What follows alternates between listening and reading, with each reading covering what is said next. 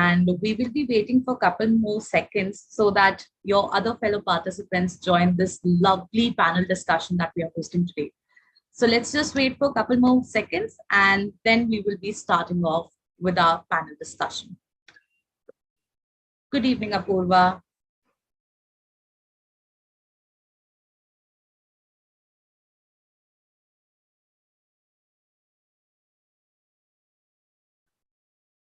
Good evening, Sonali. All right. So with great joy and excitement, the entire Mindler team extends a heartfelt and warm welcome to each and every one of you who has graced with us your presence today. We are thrilled to witness the rapid increase in the number of participants, making the colloquium an even more enriching experience. Today, we are honored to have a panel of distinguished personalities whose brilliance knows no bounds, gathered here to share their invaluable insights on the theme of how can schools create leaders of the future. Without further ado, it's my utmost pleasure to introduce these exceptional individuals to you all. Our first panelist with us is Dr. Skand Bali. Dr. Skand Bali has been involved in education for about 21 years now. He is currently working as the principal of the Hyderabad Public School, Vekipat. Dr. Bali has previously served as the principal of G.D. Goenka World School, Gurugram, served for 12 years at the Doon School, Dehradun, and 5 years at the Army Public School. During his years of service, Dr. Bali has accumulated a number of awards and achievements bearing his name. He has been the recipient of 2 Long Service Awards, 3 Triennial Service Awards, 2 IAYP India Recognition Awards, Progressive Principal Award, Iconic Principles Changing the World Award, and many more. Dr. Bali is also an accomplished writer, having authored several textbooks in his field of interest, geography. He has earned his master's degree in geography from the Punjab University and a postgraduate certificate in education from University College London. Thank you so much, sir, for joining us today. Thank you. It's a pleasure. Our next panelist with us is Dr. Snehal Pinto. A lifelong learner, Dr. Snehal Pinto is a passionate educator and currently serves as director at the Riyadh International Group of Institutions. She has a rich experience of over 20 years in various capacities, including teaching and leadership. She has completed her doctorate in education from Nova Southeastern University, USA. She is a former president of Association of Schools for the Indian School Certificate and has been a member of Executive General Body of the Council for the Indian School Certification Examination. Dr. Pinto has been acknowledged worldwide as a visionary thought leader for her significant contribution in enhancing the teaching learning process to develop executive student engagement and for her transformational leadership in education. Dr. Pinto was recently awarded the ATL Teachers of Change Award in Maharashtra State for her exemplary leadership in innovation in education. Thank you so much, ma'am, for joining us today. Thank you for having me. Our next panelist with us is Mr. Ajay Singh. Mr. Ajay Singh is the principal of the Scindia School. He completed his master's in psychology from prestigious Banaras Hindu University. In a career spanning over 2 decades, Mr. Singh has worked with volunteering, counseling, and testing centers as a part of the National AIDS Control Organization, and then had a fulfilling stint at Mayo College, Ajmer for almost a decade as a psychology teacher, career counselor, and eventually a housemaster. Post that, he joined the Genesis Global School, Noida, in the capacity of Dean Residence. Before joining the Scindia School, he was the headmaster at the Punjab Public School, Nabha. Along with this, he is also an IPSC representative on the Board of Council for Indian School Certificate Examinations and member Executive Committee of the Indian Public School Conference. Throughout the course of his career, he has been conferred with multiple awards like the Excellence in Teaching Award, the International School Award at Dubai, and the Most Transformational Practices in the Student Development Award. Thank you, sir, for joining us today. Thank you. Pleasure. Our last panelist with us is Lieutenant General Surendra Kulkarni. Director at Mayo College, Ajmer, Lieutenant Kulkarni has served in the Indian Army for about 4 decades. He was commissioned into the Armored Corps in 1975. In recognition of his special contribution, he has been awarded the highest peacetime distinguished service award in the armed force, the Param Vishwa Seva Medal by the President of India. Parallel to his army career, he is an economics graduate from Ferguson College, Pune. He was a postgraduate UGC Merit Scholar before he joined the army. He has 4 master's degrees, including an MPhil degree. He is an alumni of Mayo College, Ajmer. Presently, he is the director since 2015. Thank you so much, sir, for joining us today. Thank you for inviting me. Thank you. Last but not the least, we have our moderator for today, Parikshit sir. Parikshit sir, I'll just introduce you a little brief. Professionally trained from Harvard University, Mr. Parikshit is one of the leading life coach, motivational speaker, and career coaches in the country. With over 20 years of experience, he has mentored and trained more than 2 million students across various domains and regions. Understanding students' aspiration along with their aptitude and motivating them to achieve excellence has kept him busy for more than 2 decades. Thank you so much, sir, for joining today, and the stage is all yours. Thank you, Aishwarya. Dear participants, first of all, we are very privileged that we have such esteemed guests with us on this panel discussion, starting with General Kulkarni. Though he was not keeping well, and he was kind enough to say that, okay, Parikshit, I'll be here. And of course, Dr. Bali, Mr. Ajay Singh, Dr. Pinto. So first of all, thank you so much for being with us. All right. Dear participants, as the topic has already been shared with you, it's how can schools create future leaders? And, and there is no better example than having Mayo College, Hyderabad Public School, Sindhya School, and of course, Ryan Group, where Ms. Pinto is representing them. So therefore, this will be an amazing conversation. And I'm, before I get a chance to share with them or ask them questions or their viewpoint or suggestions, leadership, whether in school or outside school, is the next big thing that we are talking about.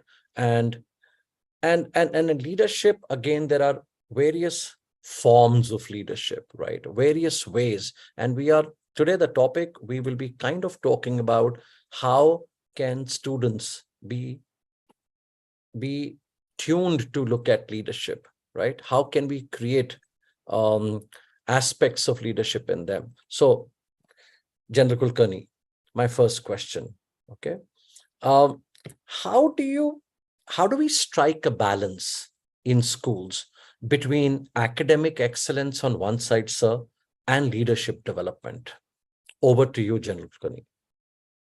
Yeah, actually, in the real world, these two are mutually exclusive. Academic excellence and leadership have nothing in common. There are many people, illiterate, semi-literate, who have gone on to become great leaders. Academic excellence in today's schools is necessary, and that is because it's needed for college admission.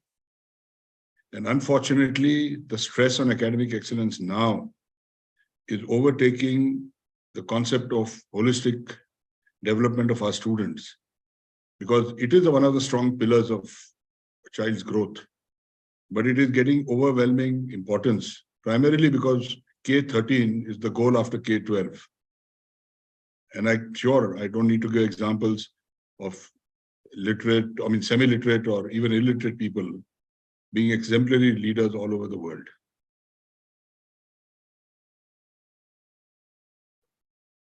Thank you so much, sir. All right. That was a very strongly worded statement. Thank you. Thank you. Dr. Bali, taking further cue from what General Kulkarni talked about, then how do we bring in extracurriculars, co-curriculars? I mean, of course, lots being talked about, right? How do we bring in these aspects? Again, how do we strike a balance between academic excellence and these activities on the other side? First of all, I want to thank General Kulkarni for bringing up that topic. Someone with half a century of experience, or probably over half a century of experience, saying that someone who has led the forces from the front, it makes so much of sense that academic is one part of your journey, not necessarily makes you a great leader. What is very important is what most of the good schools have been doing in India and abroad. In India, to be particular, public schools, traditional public schools have been doing is that they are bringing in various elements beyond academics into their day-to-day life of children, which could be debating, could be declamations, could be sports, could be teamwork, could be community service. Because what lacks in the society is not the dearth of leaders, but dearth of good leaders. The leaders who are ethical in nature, the leaders who are compassionate, the leaders who understand the problem and look at the larger good. They don't look at a short-term gain. That kind of leadership is something which comes up when you have a balanced educational environment where children rough it out with each other, but they understand that the rivalry is only on the sports field. Once you walk out of the sports field, the match is over, you are friends. The leaders are groomed in the schools which take their children out into a slum area, into an area to clean the river, or a plantation drive where they understand the importance of environment. The leadership comes when you understand that you have to take care of your junior students who are younger to do, in a way that they listen to you, they follow you, but at the same time you understand that you are a role model to them, so you don't step on the wrong side. So these are various parameters where I think if you balance it out well with academic and co-curricular activities, the leadership will naturally get nourished. I remember, I think, if I'm not wrong, Infosys founder once said that I hire thousands of engineers, they are hireable but not employable. I think that's where the balance is the trick. Thank you, Dr. Bali. And in fact, I mean, the way you've summed it up, I have almost about 8 to 10 questions. That's why I was noting it down. Thank you, Mr. Ajay. So when we are talking about from, like how General Kulkarni started it and then Dr. Bali took it further, Mr. Ajay, what is the role of initiative taking then? Then how do schools kind of involve students in taking initiatives at the school level? That's actually a relevant question which has to be pondered upon, because initiative has gone for a real toss, because everything is being helicoptered, if I may say so. Right from the time they're growing up, everything is not even helicopter now, it's the jellyfish parenting is the new term. So if you talk about initiative, are we allowing the child a time and space to come with an idea, to talk about it, and to get a support from the school's end by a teacher or by in the classroom or by his own seniors that yes, this idea can be looked into. Now, when you come with an initiative as simple as, can we change the dimension of the classroom? It starts small. Any simple idea cannot be rejected, because leadership starts with ideation. The ability to think beyond, the ability to diversify your own thoughts, the ability to find a solution to maybe a minuscule problem. But when we look at a small child coming to class 6, finding his way in the school and trying and come, sir, can we look at it in the menu if this can be interchangeable? Now, this needs to be respected. And if I just as a teacher say nothing doing, get back to your seat, you have killed that idea, you have killed that initiative. So the initiative has to be across, from food to maybe a simple thing as dress to bigger initiatives. Like a boy of class 7 came up and he said, sir, how can we use this, your tal you're talking about, the 6 water bodies, into the classroom? Now, a class 6th boy, newly admitted in the school, very vibrant in thinking. And I said, can you give me a suggestion? I don't know. I'm an old man now, 50 years. Can you give me a suggestion? He said, sir, can we do mathematics there? You see, he's thinking about a subject. So then I got the maths teacher, let's try. The maths teacher said, we can find the volume of water. We can find the circumference of the tal. That young boy went back to his roommates, and the next day, they forced their teacher. They brought them to the tals. They did the entire 2 hours of studies in the tal. Initiative has to be respected, has to be welcomed, has to be appreciated, and it has to be taken to its endpoint. So as a school, the philosophy should be, please have a voice to have a choice. Rakshit, since you said you wanted to do this like a conversation, can I just say something what Ajay said? Please, sir. Please, sir. Please go ahead. This is a routine matter when it comes to the children. Okay. It just enters their mind every day, some great idea. And what he rightly said, you can kill it in half a second or you can let it flourish. In fact, I would put it, you've been to my school, you know it, we run a program called Campus as a Classroom. Right. And not only mathematics, they do physics, geography, everything, chemistry, all at the lake. I mean, Ajay is familiar with that St. John's Lake and all. and many other places. The point is not that. The point is that if they get out of the classroom, and it doesn't matter even if you're in an urban school, you let the students, senior students, step out of the classroom and their brain ticks. You put them back in the classroom, they're like in a box, they sit in rows and columns, like a military marching machine, which is static, and they go brain dead. And I'm sure Snehal has experience of many schools. She can tell us if I'm right or wrong. Totally with you, sir. With you on that point. Snehal, since the conversation is moving in that direction. So, Snehal, what's the, I mean, I understand we're talking about the role of the school here, but what's the role of parents and community then in fostering leadership? Can you share something on that, please? Muted. Snehal, you're on mute. And Snehal, before you start, this is the era of women's emancipation. When I was young, we said ladies first. This Parikshit is really emancipated. He made you come on the panel last. Firstly, it's a privilege to be among stalwarts, and I do respect the experience on this platform.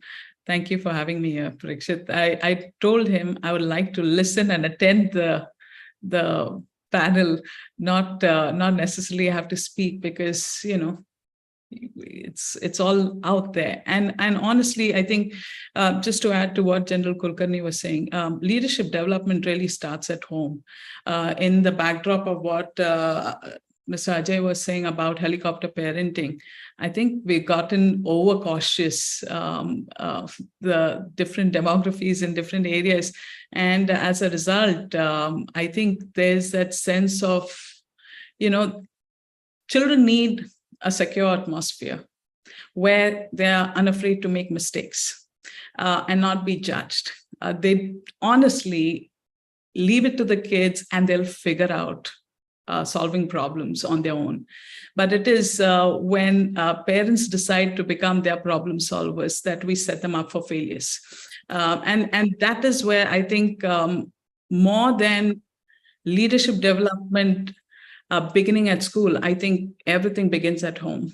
And for schools to consider, I know this is the age where we consider parents as partners alongside in the whole process of nurturing and the whole educational process of raising our kids to be humane leaders.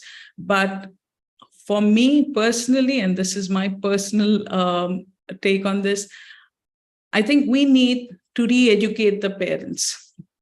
And there's a need for them to come into the school alongside the children, because when we allow the kids to take agency, and when we say we allow the kids, we need to make space. They take agency for that. They have the voice, they have the choice. When you allow that space for them to flourish and actually pursue, they take the responsibility and they have that sense of accountability.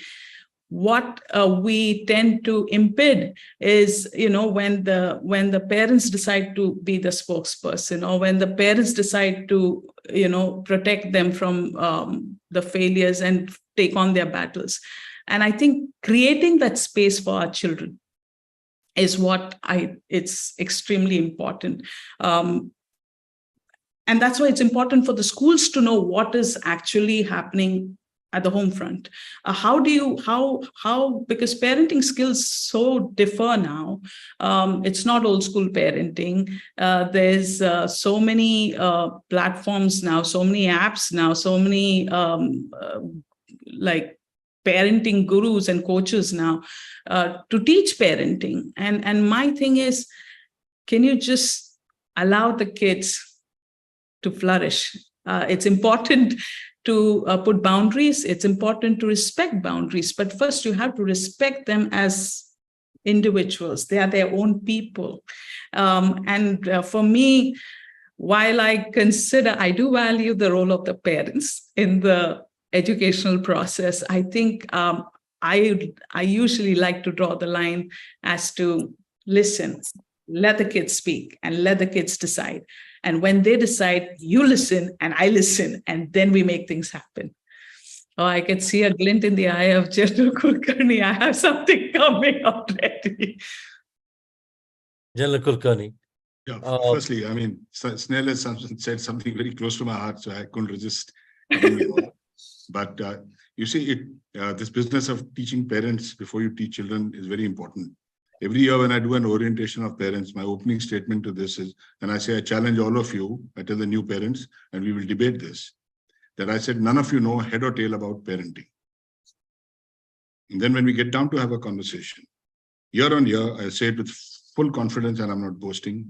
They all concede this point finally, though they were all masters in 5 tips to making your child a genius, 3 ways of great parenting and all that.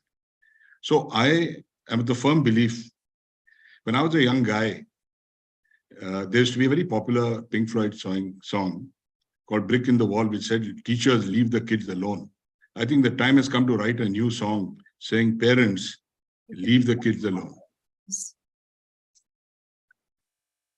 Totally agree. Well said. Well said. General Kulkarni, another question for you, please. In this dynamic landscape, there are a lot of requirements, a lot of skill development required, but there are 2 words that I think our kids, and maybe school is already a playground for those 2 words, which is adaptability and resilience. So how do we build that in schools? A very, very short and simple answer: create an atmosphere of controlled adversity. So they are in a safe place, as Snell said, but then it's like having a rubber mat. If you fall down, you will fall down, but you won't get hurt, or you'll get marginally hurt, and you go back, make the mistake, and go back and correct it. So this creating an atmosphere of controlled adversity is the job of a school. It cannot be done only at home. And therefore, and this can be done on a sustained basis. At home, you cannot devote sustained attention to a child. It is, episodic attention that you pay to your child because you are doing other work as well. And I know I'm repeating this phrase, but if people understand the concept of controlled adversity, I think it encompasses essentially how you create adaptability and resilience both. Also, I think just to, peer guidance, teacher guidance, peer feedback, some kind of feedback mechanism also helps the kids to develop that sense of tolerance and that sense of, openness to change. Adaptability, giving them diverse scenarios is one thing, but in school, they are exposed to different scenarios.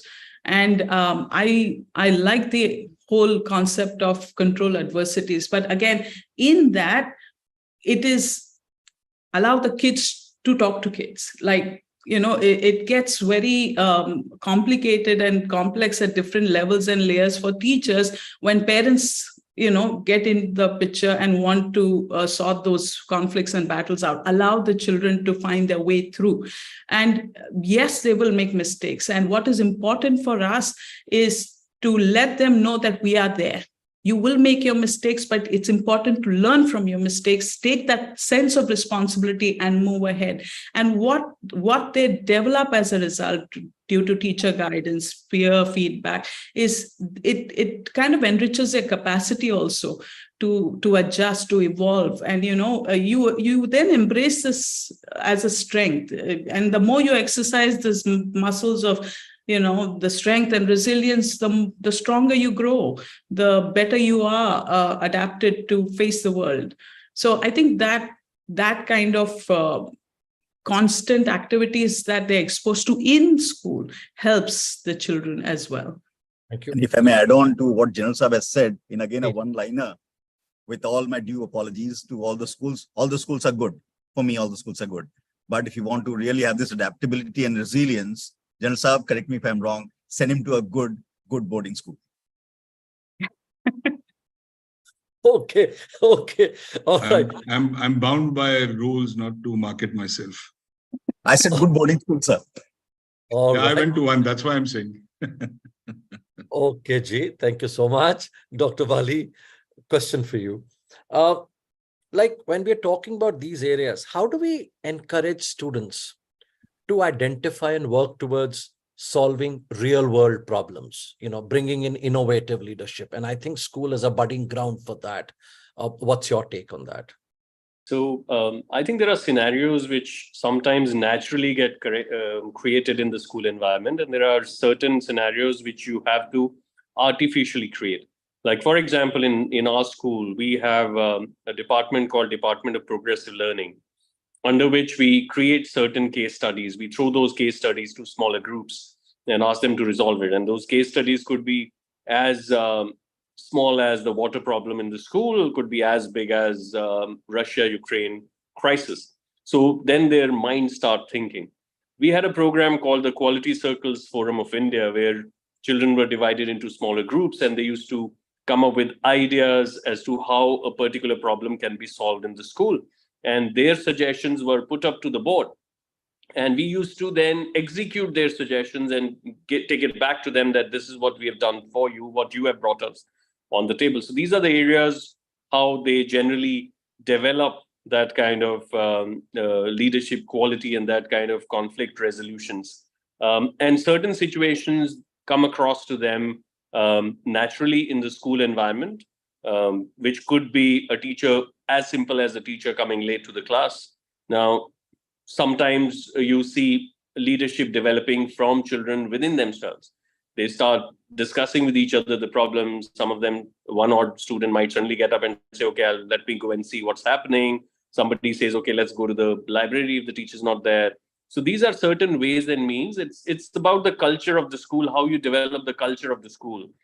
As General Kulkarni, Mr. Ajay, and Snehal ma'am have mentioned, the way you create that safe environment for them to flourish and experiment with their ideas and try out what their thought process is, things start falling in place for them. Yes, beautiful. Additionally, I think additionally, there's so many platforms like YouMind. I just saw someone from the audience write Kaizen projects. Like many schools have, participated in those things. You have the Model United Nations, a great platform across schools to participate in problem solving. But what is heartening is when they take a local level issue.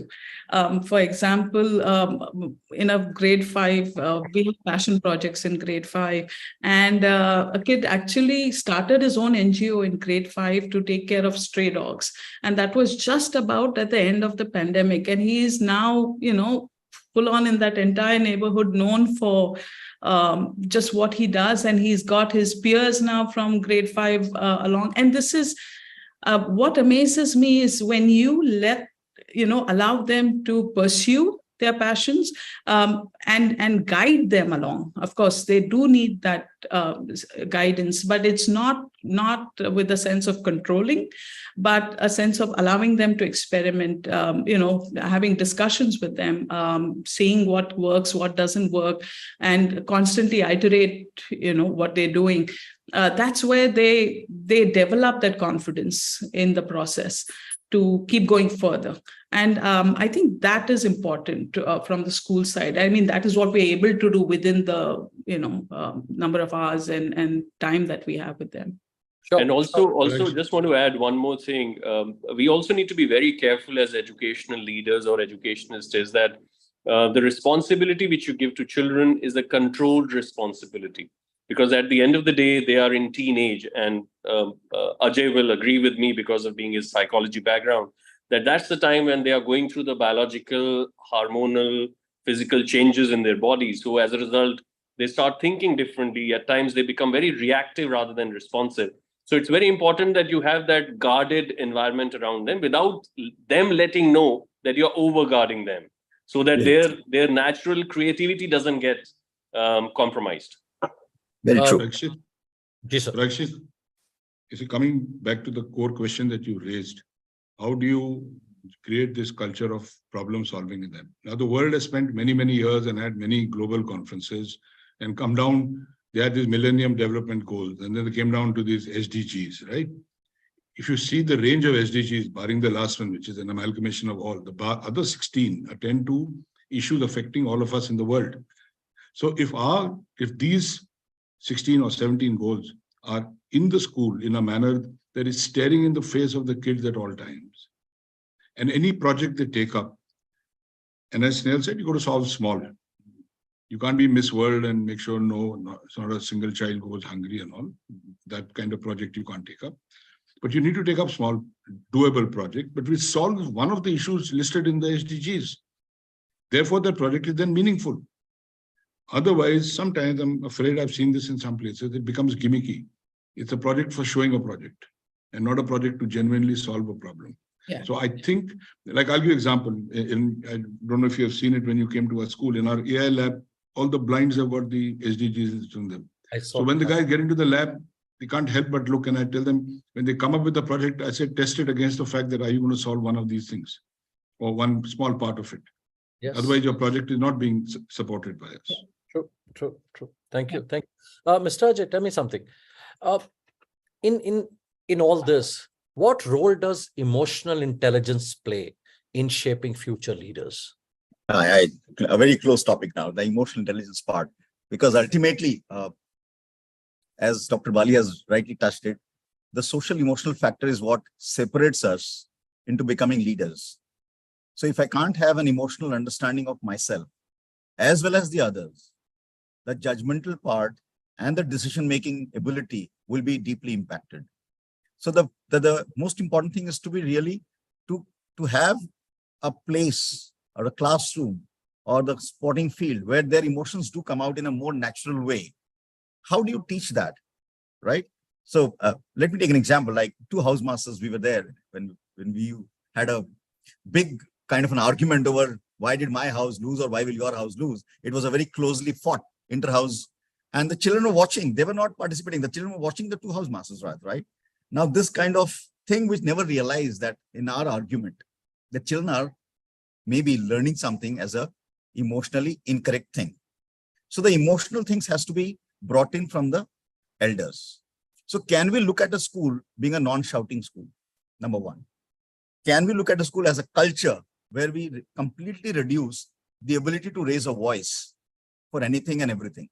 Now, this will become a value system in the children that we can talk, we can get angry, we can find solutions, and it is allowed in a more natural way instead of going over the top. So this emotional intelligence will be used in the world, will be actually appreciated in the world. You will not be appreciated if you can't control yourself. Neither can you appreciate the disagreements or the emotional state of the other person, because your reactions will be accordingly done. So emotional, it's a big thing in the school, and SCL is happening in a big way in all the schools. And every teacher, every parent should invest time in allowing this learning to happen properly. Ajay, in a lighter vein, if you taught them to be quiet and calm, how will the TV channels conduct their panel discussions? How will Parliament function, my friend? Oh, so that is from where they need to understand that this is what we should not do. Yeah, I think we see stupid examples of what not to do.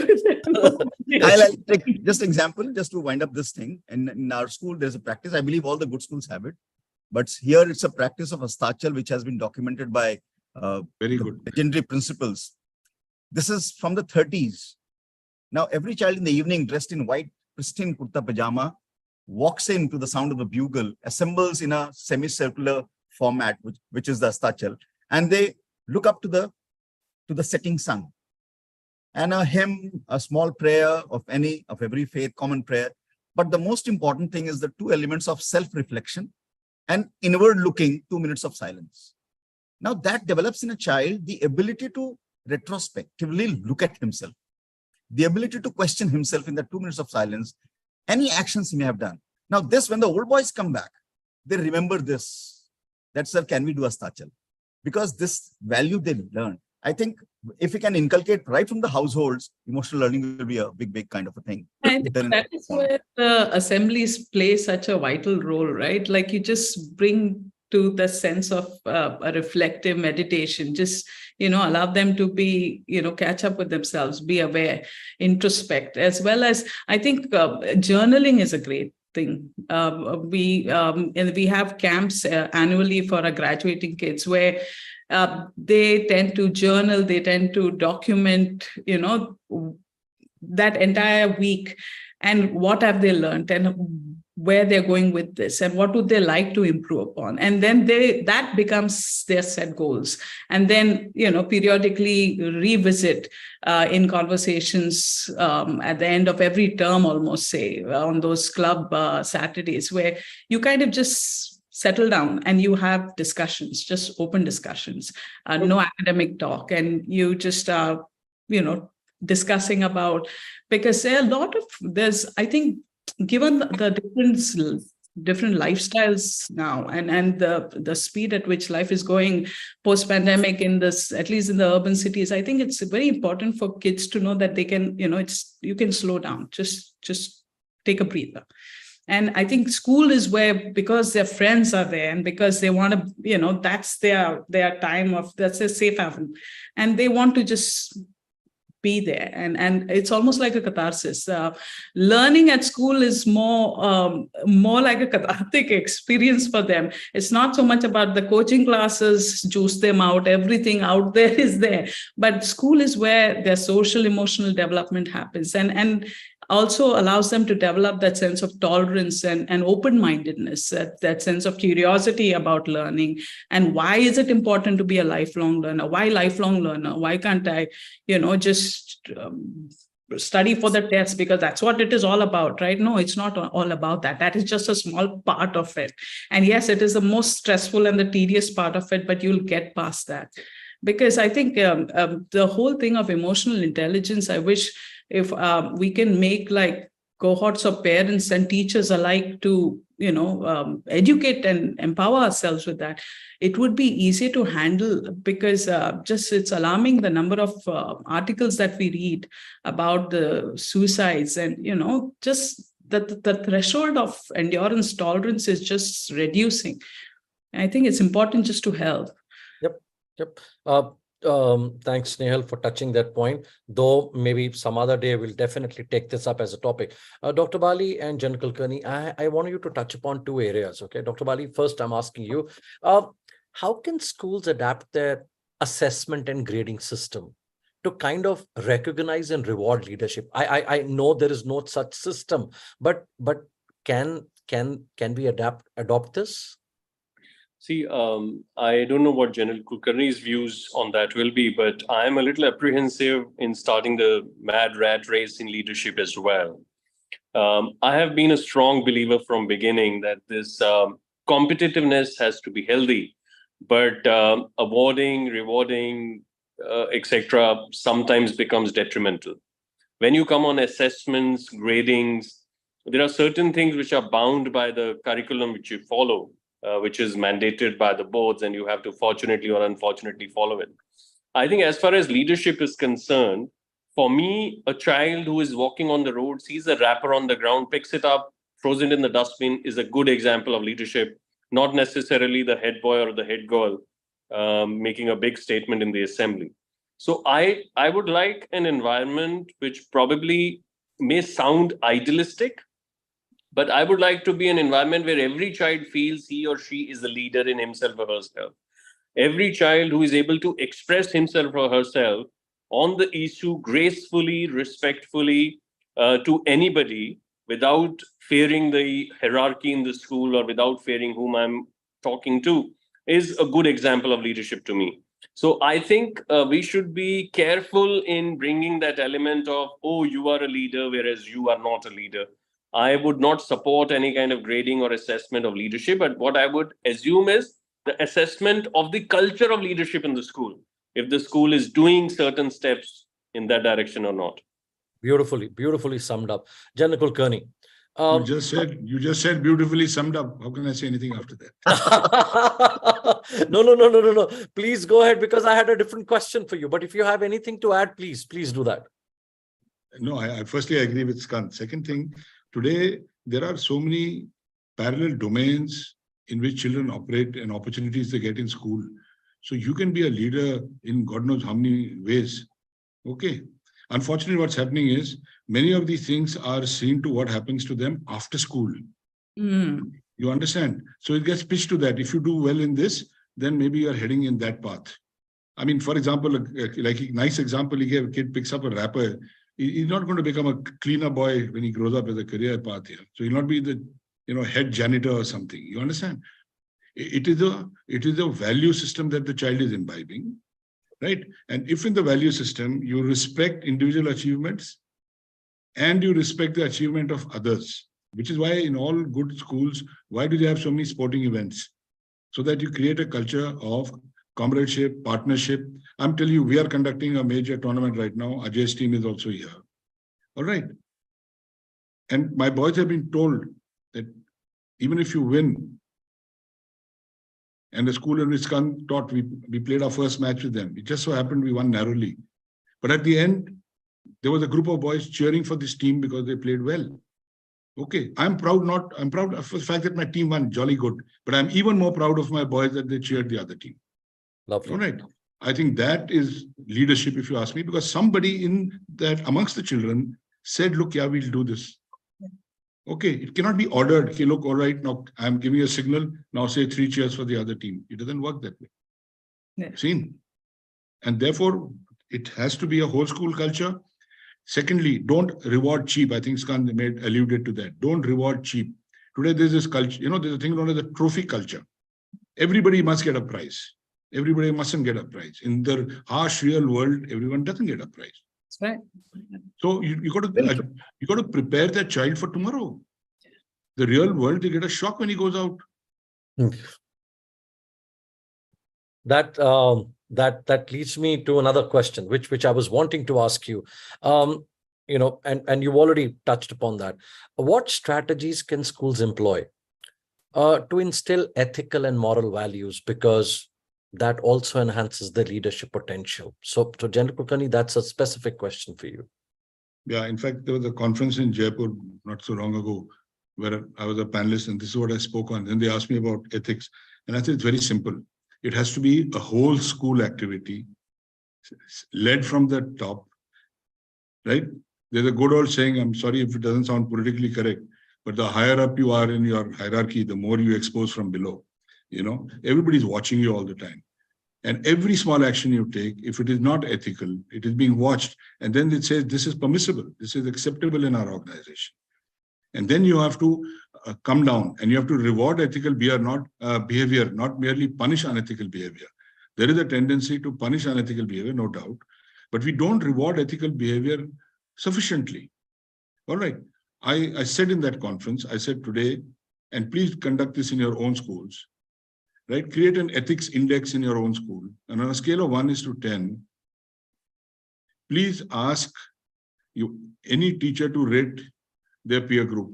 Ask students to rate their teachers, and it'll be an eye-opener to you as to how low we will all rank on our ethical index. So this has to be the fundamental foundation. And kids have to understand in the short term, you can lose out because of your ethical stand. But over a sustained period of time, you will outshine the others because you're standing on a solid ground, which no one can take away from you. I think to make sure that is constantly reinforced, Parikshit, I think that is not being reinforced enough. You know what I'm saying? Snohal, if I'm behaving ethically every day, so will my number 2 and so will my number 4. He damn will do it. The day he steps out of line, I'm going to tell him, hello, brother, what happened? Yeah, but consistency is something that is going to be every small action. Yeah. True. Snehal, I have another specific question for you. When we are talking about leadership, diversity, and especially gender parity. Okay, so my question to you is, how can schools address gender and diversity disparities in leadership? I mean, though interestingly, I think in terms of diversity and gender disparity, if you see the larger workforce, it is the opposite of what is in the West. Actually, there is a larger workforce constituting, women. So I am grateful to be in a country that allows me to climb up the social ladder. And yes, there is the glass ceilings in the real world, in the corporate world. Yes, there is the glass ceiling that do exist. However, in the leadership roles, I think we have come a long way, at least in tier 1, tier 2 cities as well.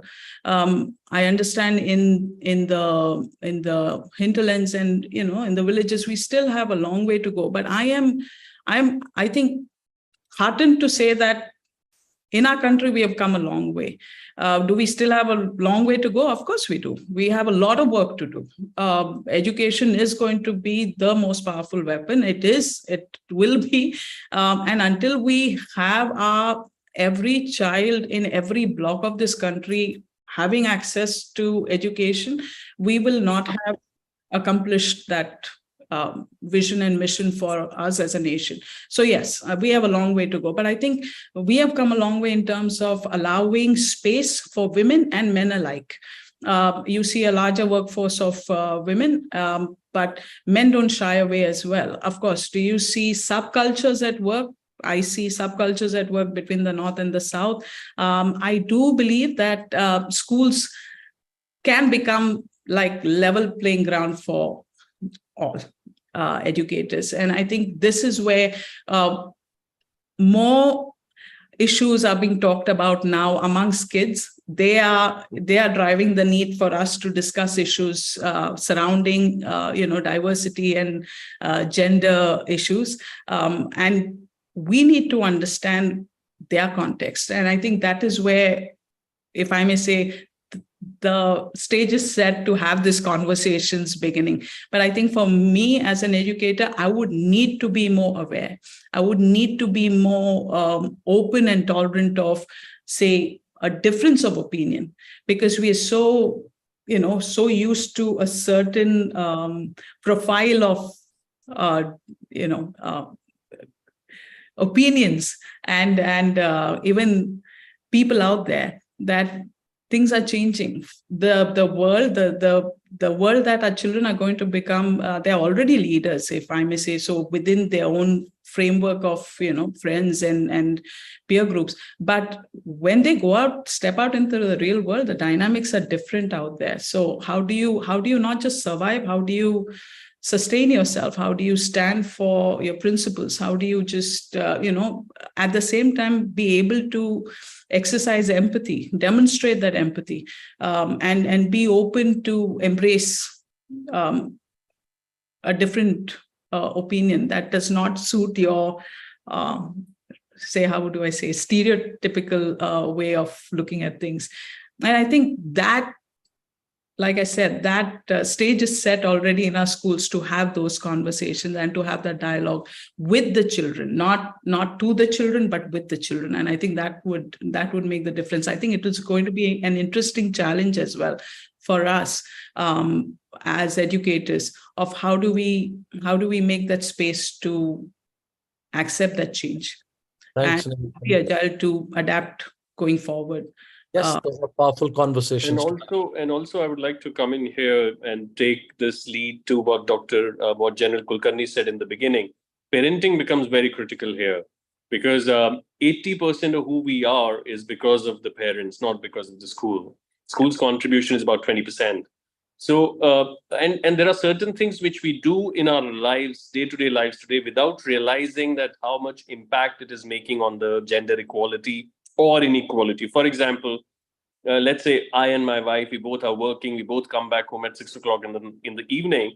I am expected to be tired and sit idle, whereas my wife is expected to make the tea, do the dinner, serve the food, and prepare the child in the morning. These are small little things which, if families take into consideration, can go a long way. I'll give one example from my own school as well. We are a co-ed school, and for a long time, and I realized it when a girl prefect walked up to me and asked me a question, which really shook me.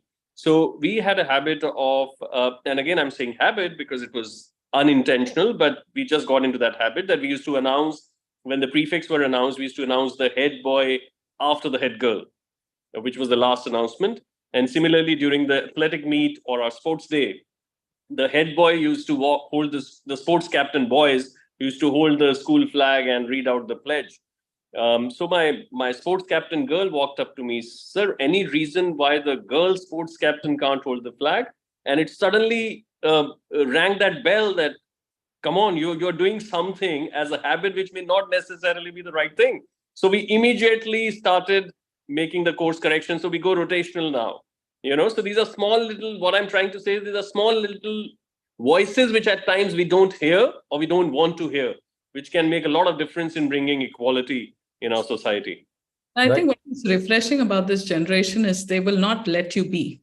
They are very vocal, they articulate, and they have a sense of clarity about and their sense of identity. And I find that, the whole opinions of girls are supposed to be like this and boys were supposed, there's that stereotypical opinion, all of that is disrupted. Sorry, all of that is undergoing change. It's a level playing field now. It's like, it's open. And I think that has been driven by the students themselves, I feel. I see that in our schools. And I think that is a starting point for us to recognize, and we will change. Parikshit, I hope you learned your lesson. Next time you anchor a panel discussion, start with Snehal. I will, surely, 100%. Mr. Ajay, one last question for you before I ask all of you for the closing remarks. Now, I'm sorry, I'm trying to touch all aspects of leadership, and the question about self-awareness and self-confidence. Okay, what role does that play in grooming students to become leaders? Very important role, I would say. First is, if I am, like you said about emotional intelligence, if I'm not aware about my own strengths and about my own, I would not say the word weakness, my certain shortcomings of myself as an individual in a composite way, then how do I understand myself? That I too have some weaknesses. So the self-awareness is something which the child has to interact, and that is closely linked with a very good sound mentoring system. Because once the child is in school, he's 9 months with us. So that parenting role has come in a bigger way in the changing scenario. So what we do is that we have to sit with the child, not talk academics, not talk anything to do with life and finances and all that stuff. We talk him, we talk her as to what do you feel about this? What do you feel about this? So, you understand yourself in a bigger way. I didn't know that I was like that. A child will remark. With this greater understanding, and the last question which was being tackled, I'll give you one more example as self-awareness. So the moment this class 11 girl child now comes to class 12 and investiture is happening, we had a system of being a boys' school, naming it as the girl prefect. You see, rest always school prefects, but this was a system called a girl prefect. She comes up, she says, "Sir, why should it be girl prefect? Why should it not be the school prefect?" Now, the whole question of that self-awareness is from that questioning happening, from that mentoring happening, that this girl had that confidence. Self-awareness leads to more confidence about yourself. So you can question, right? So this ability of, and again, it goes to Shruti Smriti system of the Indian philosophy, where you're allowed that questioning to take place. And that again starts in the family.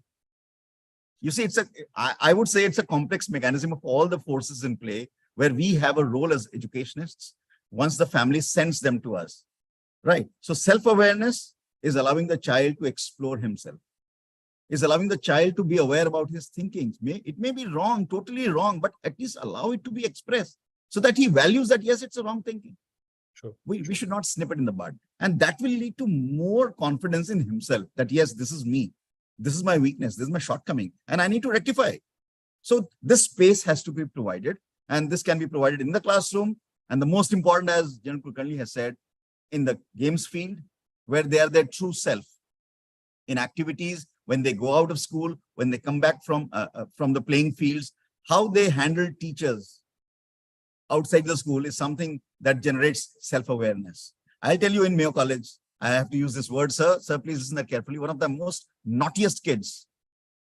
His awareness I came to know when I took him on a trip to far end of Gujarat for a hockey tournament. Everybody said he is one of the worst, or why are you taking him? But let me tell you, he was the one who organized the food properly. He was the one who organized that everybody got food on the right time. That awareness about himself being responsible for eating of everybody and first the teacher allowed me to explore that child. And I told him, sorry, I didn't know this side about you. He said, sir, this is how we come to know each other. A class 11 chap taught me self-awareness. Yes. Well, there's so many gratifying experiences Yeah, I feel absolutely, like that. absolutely. Like it's just, and you know, I would definitely say travel does make a big difference. When you travel, when you take children on a trip, when you allow them to and accompany them, travel makes a huge difference in the exposure for the kids in raising their self-confidence, as well as for us to identify their strengths as leaders as well. Like when Mr. Ajay said about, he organized food for everyone.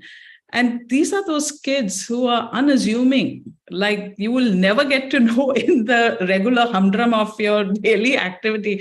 They could just be one of those, don't take panga with this kid, just leave him alone or leave her alone. But it is when they're out of those surroundings, completely uncharted territory to others, they are the ones who tend to flourish because they're thinking on their feet. I love to discover those things when we take our children, on trips like that. It's just gratifying to see.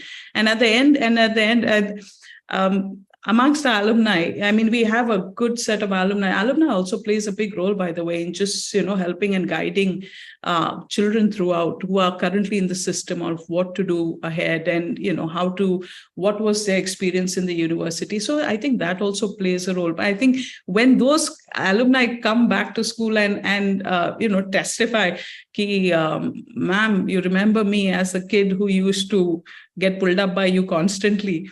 They don't remember as roll number. They don't remember other things. They remember the emotion associated with what you did. And I think there are good and bad memories to it, of course, in various kids, but emotions do play a big role in raising their self-awareness and self-confidence. And I think security of those emotions, knowing that they can express that in a very secure environment, like I said earlier. It's also important for us to know, though, as educators, what happens at home, because like General Kulkarni earlier alluded to, what we do here can be undone outside of school hours. And it's important for us together, both the stakeholders, the parents, as well as the educators, to work alongside, because there's no competition there. The goal is the well-being of our child. End of the story, our children have to flourish. And that's why it's important even for us to know what is the level of, they say their strengths, their weaknesses, scope for opportunity to improve. What is it? It's important for us to know. Thank you, Snehal. Over to General Kulkarni, Dr. Bali, and Mr. Ajay. For your, there are hundreds of educators who are listening to us. General Kulkarni, excuse me, any last words on leadership? Yeah, just putting patterns together from what Ajay was talking about. We spoke about ethics earlier. We spoke about travel earlier. We have a tagline in school which says global boots with Indian roots.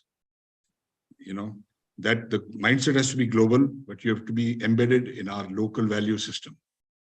And if these two can be brought together in the correct balance, I think the kids are ready for the world tomorrow. Thank you, sir. Thank you, sir. Dr. Bali. My request to only about everyone who's listening to us is that please give the opportunities to these children so that they are emotionally stable and mentally strong, because the challenges they are facing and the challenges they are going to face are immense. And that's where the real character will be tested. And the preparation for that will happen in the school at grade 1 onwards. So give them the right kind of tools for the rest of their journey in their life. I think that's very important. And all of us together as teachers, as the entire educational community, has to come together. Thank you so much, Mr. Ajay. Great. So as the topic is, I would like to just sum it up by saying, how can schools create leaders of the future? Is by a good educational system, a robust educational system. And when we have a good, robust educational system as a good school policy and philosophy, what happens is it leads to development of skills, development of reasoning, development of a knowledge base which can impact reasoning and skills, and a mind which is trainable, and a situation where they need to learn to be flexible. If we allow this, I think the school is already evolving leaders without telling them to be leaders. True. And also encouraging them to foster a mindset that views leadership as a lifelong journey. Schools and homes will lay the foundation for it, but this is a lifelong journey, and this is where it begins at schools, where we enable, encourage, and empower them to embrace change, seek growth, and recognize that their development is an ongoing evolution, that it is an embodiment of the very essence of this journey called learning.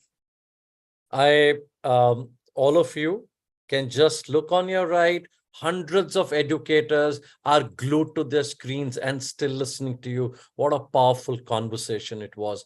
General Kulkarni, thank you so much, sir. I know how you made it, but heartfelt gratitude. Dr. Bali, thank you so much. Mr. Ajay, Snehal, thank you. Thank you so much for giving us your precious time. Can't thank you enough. Thank you. And participants, thank you for being with us. This was distilled wisdom on leadership. Thanks to our panelists. Aishwarya, over to you. Thank you so much, sir. And yes, ma'am, you wanted to say something? Sorry, I couldn't help but notice this feedback from Yadav Giri from Nepal. She said, he or she said, there are some kids that are neither under the control of the parents or others. Economic, social background is poor. What do they do to uplift the quality, the academic quality?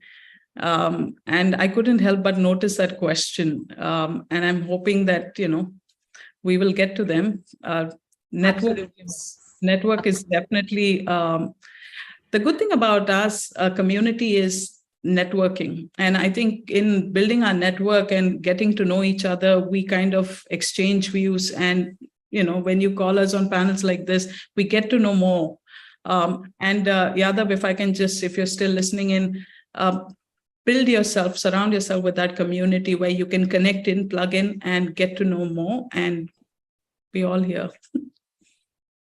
Thank you. Thank you, ma'am. Thank you so much. Thank you. Thank you for having me. As we depart, Ajay, Sir. we just beat RKC 4-2. We are in the semifinals. Oh wow. Poor Yash.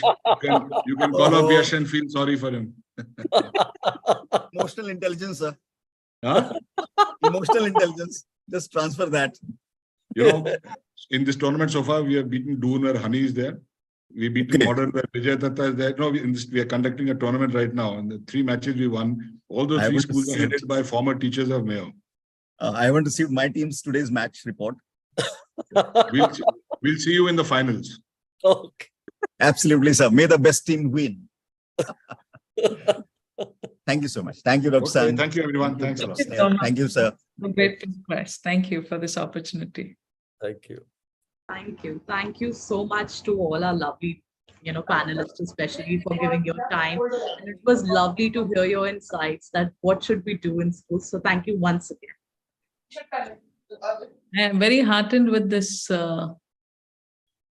Asmita Chowgule. Is it all right if I can get that feedback? That was so heartening to just get that. Sure, certainly, ma'am. Thank you. Thank you. Thanks, Snail. Take care.